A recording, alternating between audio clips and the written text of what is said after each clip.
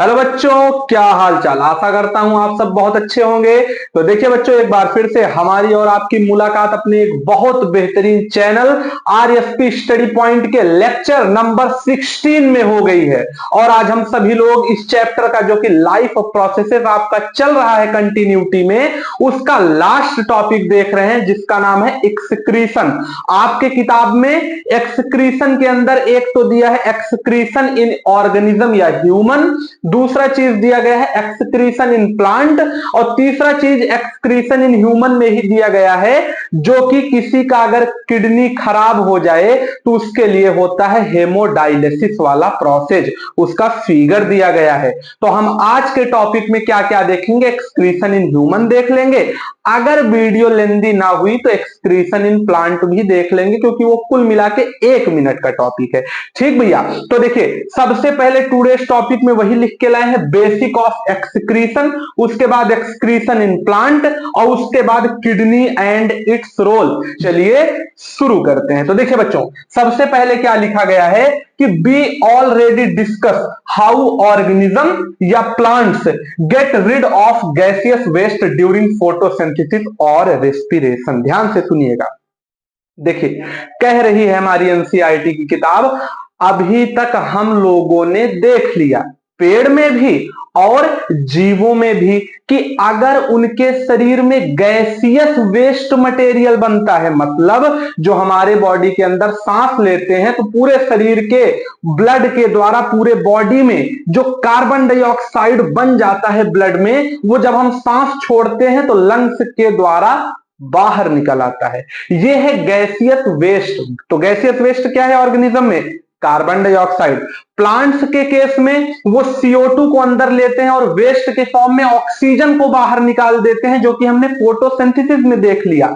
आज हम लोग नाइट्रोजनस वेस्ट को देखेंगे, जो हमारे बॉडी में यूरिया, यूरिक एसिड, क्रिटिनाइन और बहुत सारे वेस्ट ऐसे हैं जो ब्लड में ट्रेवल करते रहते हैं और उनको जरूरत पड़ने पे हम सभी लोग यूरिन मतलब पेशाब के माध्यम से अपने बॉडी से बाहर निकाल देते हैं। जबकि जो हम लोग क्या करते हैं, जो हम लोग स्टूल पास करते हैं मतलब लैट्रिन करते हैं, वो डाइजेशन वाले लेक्चर में हमने आपको क्लियर करवा दिया है लाइफ प्रोसेसेस के। ठीक भैया, तो अगर आपको इच्छा होगा तो डाइजेशन का लेक्चर देख लीजिएगा, उसमें आपको पूरा एलिमेंट्री कैनाल को हम एकदम डिटेल में पढ़ा दिए हैं। ठीक, तो वही पहली लाइन कह रही है कि हमने ऑर्गेनिज्म और प्लांट में देख लिया है कि गैसियस वेस्ट कैसे बाहर निकलता है। अब हमें क्या देखना है?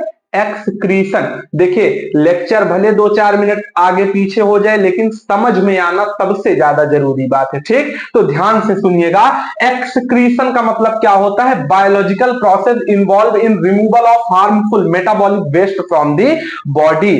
कह रहा है कि जब हमारे शरीर में बायोलॉजिकल प्रोसेस चलेगी, मतलब हम पानी पिएंगे, उसके बाद क्या होगा? पानी जाएगा हमारे शरीर में। अब पानी के साथ शरीर के अंदर बहुत सारी चीजें मिल जाती हैं और वो सारी चीजें और पानी भी खून के अंदर मिल जाता है।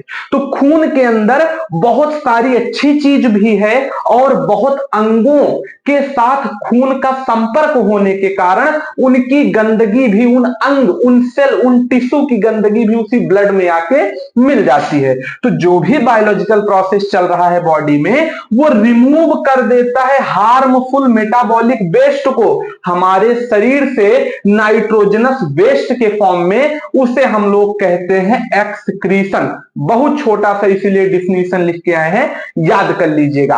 अगर ना याद हो तो एक लाइन में सुनिए। नाइट्रोजनस वेस्ट जैसे यूरिक एसिड, यूरिया, क्रिटेनाइन और बहुत सारी इसी तरह की बेकार की चीजें जो ब्लड में पाई जाती हैं, उनको बॉडी से बाहर निकालना ही किडनी के द्वारा एक्सक्रीशन कहलाता है। उम्मीद है आप समझ गए। अब देखिए, कह रही है एनसीईआरटी की किताब आपकी कि यूनिसेलुलर और मल्टीसेलुलर ऑर्गेनिज्म अलग अलग तरह से एक्सक्रीशन करते हैं। जिसके पास एक ही सेल है उसके पास कोई खास अंग नहीं है, ना खाने के लिए, ना पीने के लिए, ना किसी चीज को शरीर के अंदर लेने के लिए, ना बाहर निकालने के लिए, तो वो सीधा सा डिफ्यूजन के द्वारा अपने बॉडी से वेस्ट मटेरियल बाहर निकाल देते हैं। जैसे अमीबा, उसकी बॉडी का सेल कहीं से भी टूटा और जो गंदगी है वो बाहर निकल गया। लेकिन मल्टी सेलुलर जो ऑर्गन है, जैसे हम लोग हैं, तो हम लोगों को जब वेस्ट मटेरियल शरीर से बाहर निकालना होगा तो हमारे पास स्पेशल अंग दिए गए हैं जिसके द्वारा ही हम अपने बॉडी का वेस्ट मटेरियल को बाहर निकालते हैं। तो देखिए बच्चों, अब हमें क्या देखना है, अब हमें अगला टॉपिक देखना है भैया, सीधा सा एक्सक्रीशन इन ह्यूमन, जो कि आज हम लिख के लाए हैं। ठीक, तो देखिए सबसे पहली चीज क्या है, हमारे बॉडी में एक्सक्रीशन कहां से होगा, किडनी से। किडनी कितनी है हमारे शरीर में, 2, मतलब एक जोड़ा किडनी है, तो वही लिखा है कि ह्यूमन बॉडी में 1 पेयर किडनी है। दूसरा चीज क्या है, और क्या है, और जो दोनों किडनी है उससे जो गंदगी निकलेगी हमारे बॉडी से, तो एक पाइप से निकलेगी, तो एक किडनी की एक पाइप, दूसरे की 2 पाइप, तो एक जोड़ी किडनी में एक जोड़ी मतलब 2 पाइप भी लगी हुई है, जिस पाइप को हम लोग कहते हैं यूरेटर। इसको याद कर लीजिएगा, ठीक भैया, यूरेटर, यूरेटर, ठीक, TER, इसको याद कर लीजिएगा स्पेशली। ठीक, तो एक पेयर किडनी है तो एक पेयर पाइप भी लगी हुई है, मतलब 2 किडनी है तो उनसे गंदगी 2 पाइप से निकलेगी, सीधी सी बात। उसके बाद ये पाइप जो है, ये यूरेटर जो है, ये आके यूराइनरी ब्लैडर में ज्वाइन हो जाएगा, मतलब दोनों पाइप आके कहीं इकट्ठा होंगे ना, जिससे कि वो अपना जो भी प्रोडक्ट निकाल रहे हैं वो एक जगह इकट्ठा कर दें, और उसके बाद कोई एक अंग होगा जिससे शरीर का जो यूरिन मतलब पेशाब है वो हम लोग बाहर निकाल दें। ठीक, तो यहां तक कुल मिला के इसमें लिखा गया है। अच्छा, क्वेश्चन आया है यूराइनरी ब्लैडर जो है ये क्या होता है, तो ब्लैडर का मतलब ही होता है कोई खाली स्थान जो किसी चीज से भरा जाए। ठीक, तो ब्लैडर क्या है, एक स्टोरेज पैक होता है जहां पे यूरिन आके स्टोर होता है। उसके बाद इसका लोकेशन कहां होता है, यूराइनरी ब्लैडर का एक बार एमसीक्यू आ गया था, तो एब्डोमिनल रीजन। अब ये बताइए, पेशाब करने वाला अंग हम लोगों के शरीर में कहां होता है, जांघ के पास होता है, पेट के नीचे होता है, एब्डोमेन रीजन में होता है ना, तो वही लिखा है कि एब्डोमिनल रीजन में होता है। अच्छा, उसके बाद क्या है, किडनी जो है हमारी वो कहां होती है, वो पेट में होती है। दूसरा चीज क्या होता है, किडनी जो है वो हमारे पेट में होती है, और बैकबोन मतलब जो रीढ़ की हड्डी है उसके बगल में दोनों साइड लगी होती है, मतलब जहां हमारा हाथ है, ये जहां हाथ सीधा जा रहा है यहां इधर एक किडनी है और इधर दूसरा किडनी है। ठीक भैया, अच्छा, अगर किडनी खराब हो जाए तो इंसान एक किडनी पे भी जिंदा रह सकता है, काम उसका चल सकता है, ये भी थोड़ा समझ लीजिए। अच्छा, उसके बाद जो लास्ट में जहां से हमारा यूरिन बॉडी से बाहर निकलेगा उस पाइप को हम लोग यूरेथ्रा कहते हैं, इसीलिए हमने इसको कई बार नाम लिया। जो किडनी से पाइप ला रहा है यूरिन को उसका नाम है यूरेटर, और जिससे बाहर निकल रहा है उसका नाम है यूरेथ्रा, तो कंफ्यूज मत होइएगा। अब देखिए, अब क्या है, अब आखिर यूरिन शरीर में बनती कैसे है ये भी समझ लीजिए, क्वेश्चन आपकी एनसीईआरटी पूछ रही है। तो देखिए, एक प्रोसेस होता है फिल्टरेशन ऑफ ब्लड, मतलब ब्लड का शुद्धिकरण। अब ब्लड में वही हमने बताया ना कि खून हमारे अलग अलग प्रकार के शरीर के अलग अलग अंगों में जा रहा है। अब अलग अलग अंगों में जाएगा तो खून भी अलग अलग अंगों की गंदगी को लेगा, अच्छी चीज उसको देखी गंदगी को ले लेगा, और उसके बाद खून खुद आ जाएगा हमारे किडनी में, जहां भाई वो गंदा हुआ वो भी तो साफ होगा। हम लोग गंदे हो गए नहा लेंगे, वैसे खून भी किडनी में चला गया, उसका आरओ लगा है वहां साफ हो जाएगा। अब तो वहां होगा फिल्ट्रेशन ऑफ ब्लड। ब्लड में क्या क्या आ सकता है, एक तो कार्बन डाइऑक्साइड हो सकता है जो कि लंग्स से रिमूव हो जाता है, उसी तरह से जो नाइट्रोजनस बेस्ड होता है वो, अच्छा नाइट्रोजनस बेस्ड क्या होता है, हम बार बार नाम ले रहे हैं, नाइट्रोजनस बेस्ड का मतलब होता है यूरिया, यूरिया जो बाद में यूरिन बनाता है। ठीक, तो वैसे ही शरीर में जो नाइट्रोजनस बेस्ड होता है जैसे कि यूरिया या यूरिक एसिड, ये सब क्या होता है, रिमूव हो जाता है किडनी के द्वारा। ठीक, अच्छा, उसके बाद कह रही है हमारी एनसीईआरटी की एक लाइन, ये वही लाइन हम छाप के लाए हैं आपके लिए, स्क्रीन पे डायग्राम लगवा दिए हैं, ध्यान से देखिएगा। It is then no surprise that basic filtration unit in kidney is a very thin walled blood capillary. अब ये लाइन इतनी डीप है कि अगर इस एक लाइन को आपको समझना है तो आपको वेन, आर्टरी और कैपिलरी वाला लेक्चर देखना पड़ेगा।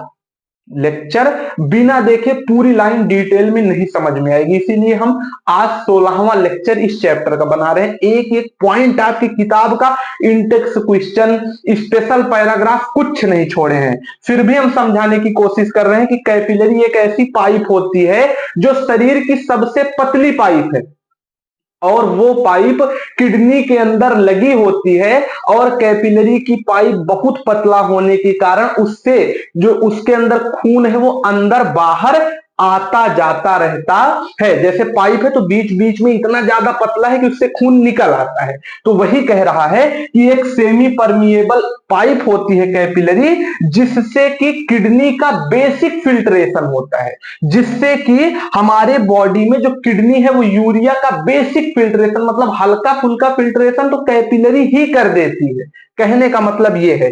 उसके बाद क्या होता है, आप ध्यान से समझिएगा। उसके बाद क्या है, उसके बाद में जब किडनी में हमारा कैपिलरी लेके गया ब्लड को, और वहां पे जब ये नाइट्रोजनस बेस्ड को प्योरीफाई करना है, तब क्या होगा, जो नाइट्रोजनस कंटेनिंग ब्लड है, मतलब जो खून में भी नाइट्रोजनस बेस्ड है, वो सबसे पहले जाएगा कैपिलरी में, जो कि इतनी देर से बता रहे हैं। कैपिलरी के बाद एक स्ट्रक्चर होता है नेफ्रॉन्स में। नेफ्रॉन अगले वीडियो में हम आपको डिटेल में पढ़ाएंगे, यहां मेन समझ लीजिए जो थ्योरी लिखा है।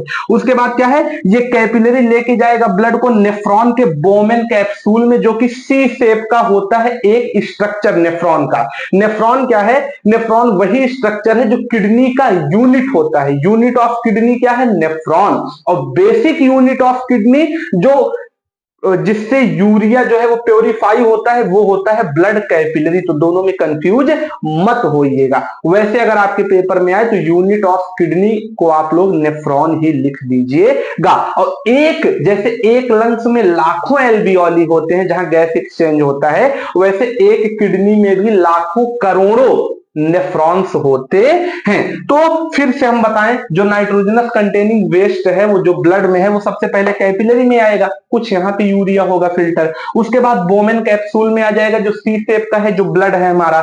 यहाँ पे ये कप शेप का है, वही बता रहे हैं, सी शेप मतलब कप शेप का स्ट्रक्चर है। ये क्या करेगा, ये कलेक्ट कर लेगा फिल्टर्ड यूनिट को, मतलब जो खून आया है उसमें से जो यूरिया है, वो यूरिया को बोमेन कैप्सूल छानने की कोशिश करेगा। उसके बाद अभी ये पूरा नहीं छान पाएगा। बोमेन कैप्सूल के पीछे एक पाइप लगी होती है जिसे कहते हैं लूप ऑफ हेनले। क्या कहते हैं, लूप ऑफ हेनले। वो क्या करेगा, ये जो लूप ऑफ हेनले है, ये जो अभी ब्लड है, क्योंकि भाई ब्लड में यूरिया तो है, यूरिक एसिड तो है जो कि गंदगी है, लेकिन ब्लड में आरबीसी है, डब्ल्यूबीसी है, प्लेटलेट्स है, उसके साथ साथ में क्या है, ग्लूकोज है, अमीनो एसिड है, कुछ जरूरी साल्ट है, और भी बहुत सारे एंजाइम और हार्मोन है। तो सबको हमें यूरिन में थोड़ी बाहर निकाल देना है, सबको रखना भी तो है। तो जो जरूरी चीज है उसको लूप ऑफ हेनले छान के बगल कर देगा, और जो यूरिया और यूरिक एसिड है उसे आगे बढ़ा देगा। अच्छा, जब आगे बढ़ाएगा तो क्या होगा, ये लूप ऑफ हेनले रीएब्जॉर्ब कर देगा, और सिर्फ यूरिया जो कि यूरिन का पार्ट होगा वो ब्लड से अलग करके छान के भेज देगा एक कलेक्टिंग डक्ट में, एक अलग से पाइप में। वहां पे यूरिन प्योर फॉर्म में हमें देखने को मिल जाएगा, बाकी जो पोषक तत्व है वो बाहर हो जाएंगे। अच्छा, ये कलेक्टिंग डक्ट क्या है, एक पाइप है जहां पे यूरिन जा ही रहा है लगातार। इस डक्ट में जो कि एक लॉन्ग ट्यूब है, ये जाके ओपन हो जाएगा यूरेटर में। कौन सा यूरेटर, यही वाला यूरेटर, ठीक भैया। उसके बाद ये यूरेटर क्या होता है, यूरेटर वही पाइप है, हमने आपको बताया, जो किडनी को यूरेथ्रा ब्लैडर से जोड़ के रखता है। तो यूरेटर से कहां आ जाएगा, यूराइनरी ब्लैडर में या यूरेथ्रल ब्लैडर में, और यूराइनरी ब्लैडर में स्टोर होगा हमारा यूरिन। उसके बाद स्टोर होते होते होते होते, क्योंकि वो मसल्स से बना है तो उसमें नर्वस टिश्यू भी लगे हैं जो हमारे ब्रेन को सिग्नल पहुंचाएगा, भैया नंबर 1 लग गई है, अब जाओ निपट लो, बहुत देर रोके रहोगे पैंटोए में हो जाएगी। तो ये हमारा जो यूराइनरी ब्लैडर है, मस्कुलर ऑर्गन है, ये सीधे जाएगा यूरेथ्रा में।